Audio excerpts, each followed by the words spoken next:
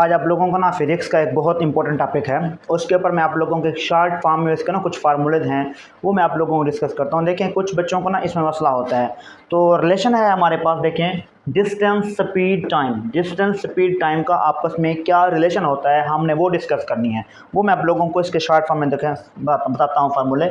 मैंने एक ट्राइंगल बनाई हुई है, ट्राइंगल के मैंने 3 हिस्से किए हुए हैं, डिस्टेंस एंड टाइम और ये स्पीड। अब अगर हमने डिस्टेंस फाइंड करना होगा, डिस्टेंस को फाइंड करना है तो डिस्टेंस को छुपा लें।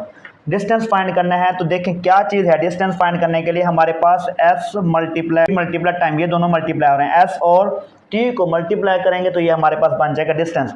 अगर डिस्टेंस फाइंड करना होगा तो क्या फार्मूला लगेगा, यानी D is equal to S multiply T.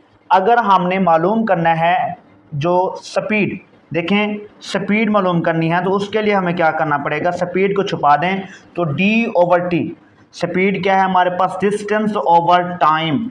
Distance over time को अगर d को हम उसके डिस्टेंस को टाइम पे डिवाइड कर देंगे तो वो स्पीड कहलाएगी। अगर मैं यहाँ पे टाइम फाइंड करना चाह रहा हूँ, टाइम को इग्नोर कर दें, टाइम को हम छुपा लेते हैं तो बाकी d को स्पीड पे डिवाइड कर दें, यानी टाइम यहाँ पे हमने फाइंड करना है। तो टाइम को फाइंड करने के लिए ये टाइम को मैंने छुपा दिया। बाकी देखें डिस्टेंस ओवर स्पीड, यहाँ पे डिस्टेंस ओवर स्पीड, अगर टाइम फाइंड करना होगा तो डिस्टेंस को स्पीड पे डिवाइड कर देंगे। ये 3 फार्मूले हैं जो अक्सर बच्चों को भूल जाते हैं। डिस्टेंस, स्पीड और टाइम का आपस में क्या रिलेशन है वो मैंने आप लोगों को बताया।